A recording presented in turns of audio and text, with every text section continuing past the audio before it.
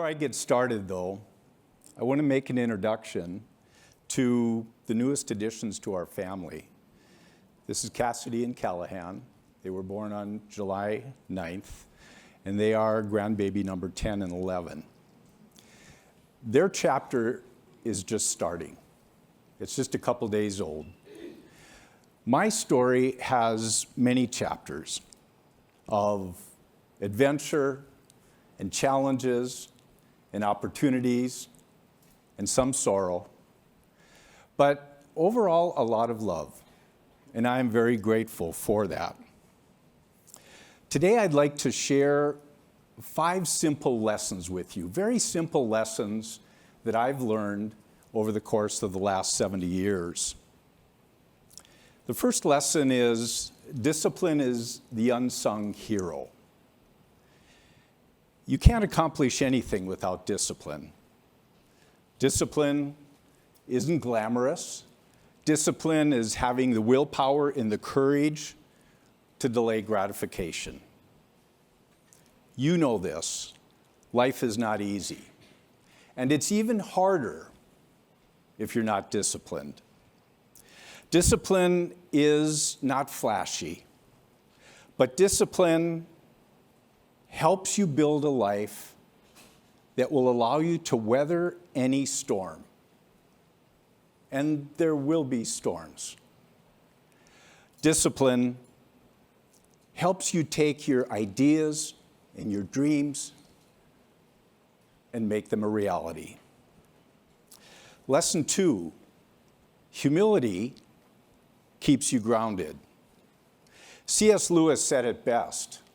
Humility is not thinking less of yourself.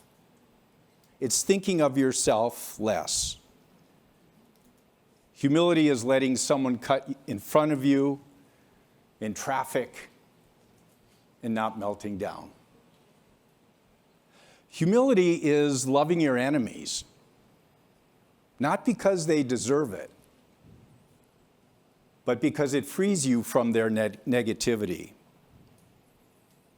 Humility is raw, and it's honest, and it makes you admit when you're wrong and fessing up and learning from that. Humility is the anchor in your life, that will keep you grounded, no matter how high you climb in life or how hard you fall. Lesson 3. Gratitude is the heartbeat of happiness. Gratitude isn't about what you have. Gratitude is acknowledging what you have been given. I'm not rich or famous, but I feel like I've won the lottery. My marriage of 42 years isn't perfect, but we are perfectly in love. When my kids were growing up, I wasn't always Father of the Year. But I love those kids and grandkids fiercely, and they love me back. Gratitude is a choice. It's getting up every morning and saying, I am grateful for my life, with all of its challenges, with all of the hard things that I have to deal with. I am grateful for my life. The thing that I worry about in society today is we're losing that notion of gratitude. And there's a sense of entitlement. I don't think too many of you, us, will go to bed hungry tonight. But some feel entitled to that standard of living that we've come to enjoy in the United States and expect. But the truth is, 810 million people will go to bed hungry tonight. We have been blessed way beyond measure. Lesson 4. Work hard, retire gracefully. For 45 years, work was my obsession. I loved my work. I love building the company that I got to be a part of. When I think about my career, oddly enough, the thing that I think about most often are the company picnics. And you know why that was so significant for me? Because it was the only time throughout the year where I got to see the employees and the spouses and all of the kids. And there was this massive humanity, right? And I could feel the weight. I knew that every single one of them was counting on the success of NISC for their livelihood, for their college, for their mortgage payment, for their car payment. And I couldn't bear to let them down. Now watching the next generation of employees at NISC, people that we hired, that we mentored, now they're leading that organization and they're boldly taking it in directions that I never even thought about. And as I sit on the sidelines and watch that happen,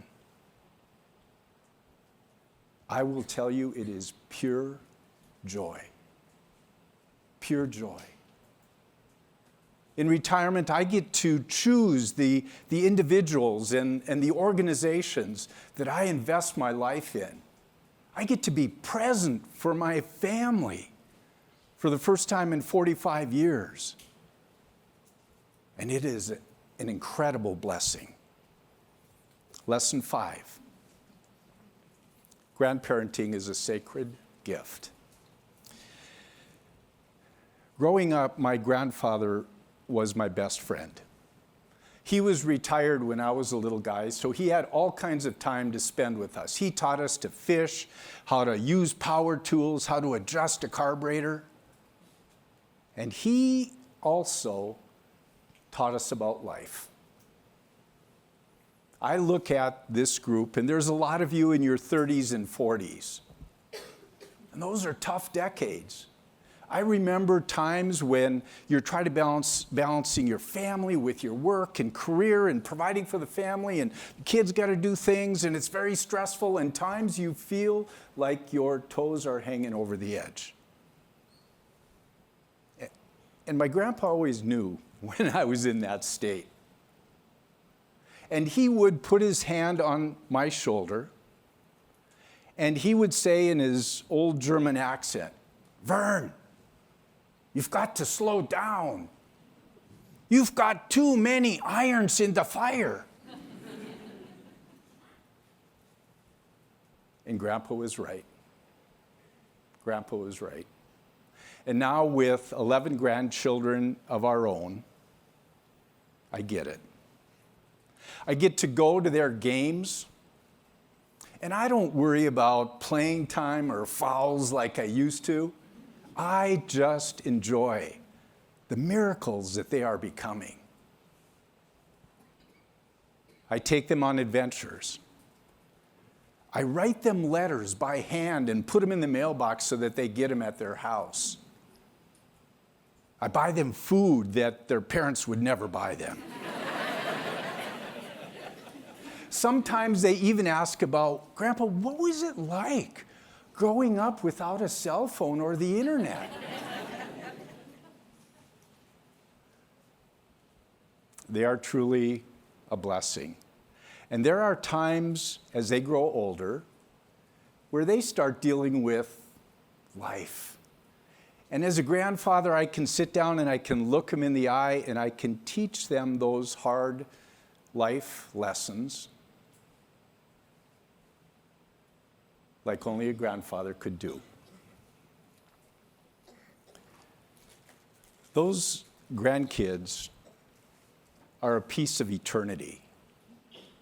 They are love in its purest form.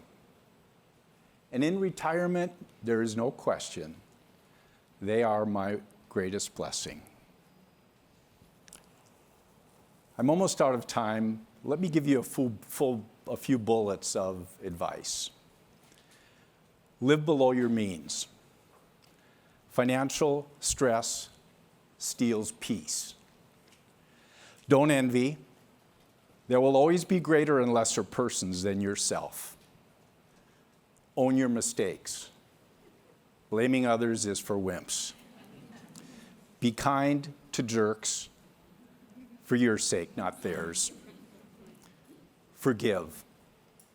Grudges poison relationships.